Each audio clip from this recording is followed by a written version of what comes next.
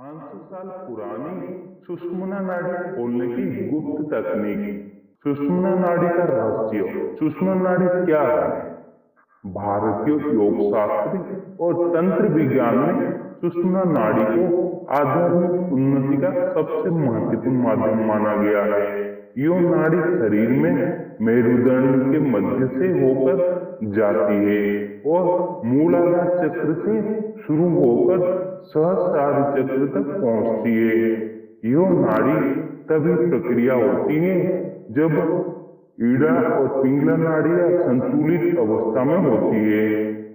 इसे जागरूक करने से व्यक्ति के भीतर कुंडलिनी शक्ति ऊपर की ओर चढ़ने लगती है, जिससे ब्रह्म ज्ञान, साक्षात्कार और परम शांति की अवस्था प्राप्त होती है। शिव संहिता, गोरख संहिता और कूलात्मक तंत्र जैसे ग्रंथों में सुषुम्ना को आत्मा की सीढ़ी और ब्रह्मलोक का द्वार कहा गया है। योग में इसका महत्व। जब कोई योगी सुषुम्ना नाड़ी में प्राण को प्रभावित करना सीख जाता है तो वो मन को पूरी तरह नियंत्रित कर सकता है, इंद्रियों के पार जाकर ध्यान में समाधि की अवस्था में पहुंच सकता है। आधुनिक विज्ञान और सुषुम्ना। हालांकि आधुनिक विज्ञान सुषुम्ना को नाड़ी के रूप में नहीं देखता, लेकिन मेरुदंड के माध्यम में मस्तिष्क और शरीर के बीच जो संचार होता है वो इस सिद्धांत से मेल खाता है। तंत्रिका तंत्र की प्रमुख धारा भी इसी मार्ग से बहती है। कौन खोल सकता है सुषुम्ना नाड़ी? जो व्यक्ति नियमित रूप से ध्यान, प्राणायाम और संयमित जीवन जीता है, जिसे योग्य गुरु का मार्गदर्शन प्राप्त है, जिसका मन शांत, पवित्र और संकल्प शक्ति है। योग शास्त्र में नाड़ी शब्द का तात्पर्य है ऊर्जा प्रवाह का मार्ग। यह शरीर की सूक्ष्म ऊर्जा संरचना का हिस्सा है, जिन्हें आधुनिक विज्ञान में तंत्रिका तंत्र से तुलना की जा सकती है। कुल 72,000 नाड़ियां मानी जाती है, लेकिन इनमें से 3 मुख्य है: ईड़ा नाड़ी, पिंगला नाड़ी, सुषुम्ना नाड़ी। ईड़ा नाड़ी चंद्र ऊर्जा, पिंगला नाड़ी सूर्य ऊर्जा, सुषुम्ना नाड़ी संतुलन, ब्रह्म ज्ञान का द्वार। सुषुम्ना नाड़ी शरीर के 7 प्रमुख चक्र से होकर गुजरती है। चक्र का नामास्तु गुणों मूलाधार चक्र के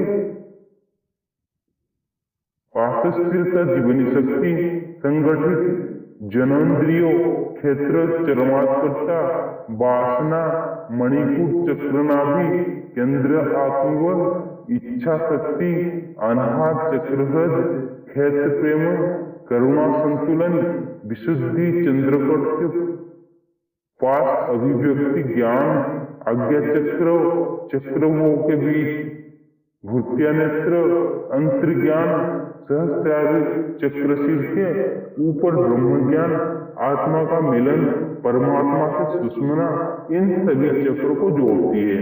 जब ये नाड़ी पूरी तरह खुल जाती है तो कुंडलिनी ऊर्जा मूलाधार से उठकर सहस्रार तक पहुंचती है और योगी को समाधि की अवस्था प्राप्त होती है। ईड़ा, पिंगला और सुषुम्ना का संतुलन।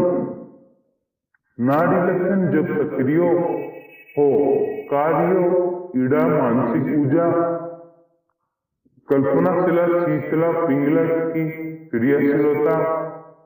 समाधि संतुलन जब कोई व्यक्ति प्राणायाम, ध्यान और संयम के माध्यम से ईड़ा और पिंगला को संतुलित कर देता है, तभी सुषुम्ना नाड़ी सक्रिय होती है।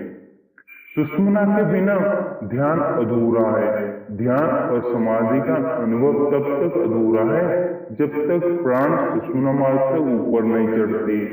अधिकांश लोग जीवन भर केवल ईड़ा और पिंगला में ही उलझे रहते हैं, यानी केवल मन और कर्म में आध्यात्मिक जागृति का मार्ग केवल सुषुम्ना से होकर ही गुजरता है।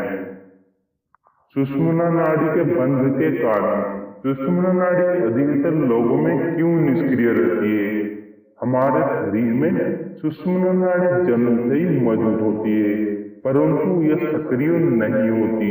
इसका प्रवाह तभी शुरू होता है जब व्यक्ति ईड़ा और पिंगला को संतुलित करता है, मन की संचलना और नियंत्रित करता है, शरीर और आत्मा को शुद्ध करता है। परंतु अधिकांश लोग इसे सक्रिय क्यों नहीं कर पाते? मानसिक अशुद्धियां, नकारात्मक सोच, भय, चिंता, ईर्ष्या, क्रोध, वासना जैसी मानसिक अशुद्धियां सुषुम्ना के मार्ग को रोक देती है। जैसे गंदे पाइप में पानी नहीं बह सकता, वैसे ही अशुद्ध मन में आध्यात्मिक ऊर्जा नहीं बहती। असंतुलित जीवन शैली, अनियमित भजन, निद्रा की कमी, व्यसन, असमयिक यौन जीवन से भी ईड़ा और पिंगला को अत्यधिक सक्रिय कर देते हैं और सुषुम्ना सक्रिय हो जाती है। कारण प्राण शक्ति का दुरुपयोग, ऊर्जा का आध्यात्मिक भाव केवल ब्रह्म संसार में होता है। कर्म, कामना, भोग, प्रतिशब्द, मोबाइल, वो सोशल मीडिया की लत, इससे प्राण बाहर रहते हैं, भीतर नहीं, जबकि सुषुम्ना भीतर की यात्रा है।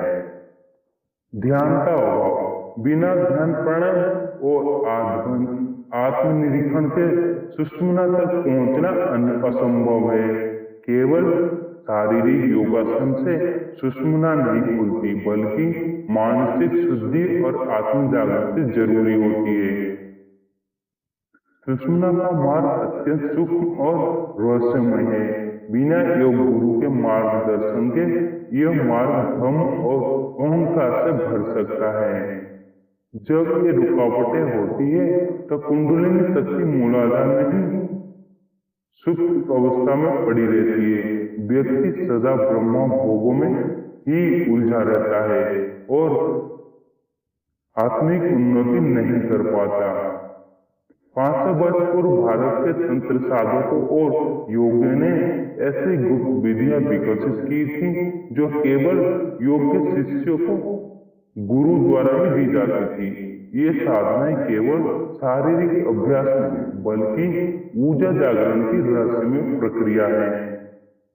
शुद्धिकरण प्रक्रिया, प्राचीन तांत्रिक विधियां, विशेष मुद्राएं और बंदे, मंत्र और ध्यान तकनीक।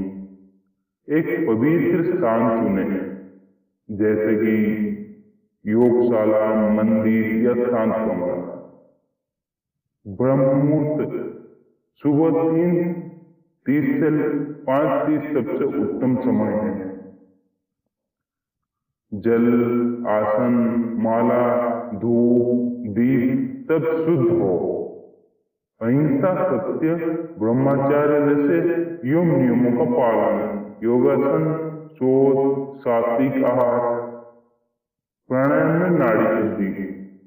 नाड़ी शुद्धि में प्राणायाम, बाएं मधुमथुन से सांस ले, दाएं से छोड़े, फिर दाएं से ले, बाएं से छोड़े। 12 चक्र प्रतिदिन धीरे धीरे 108 तक बढ़ाए। ईड़ा पिंगला संतुलन से सुषुम्ना सक्रिय होने लगती है। बिना गुरु यह साधना अधूरी है। तंत्र साधना में गुरु मंत्र और गुरु कृपा अनिवार्य है।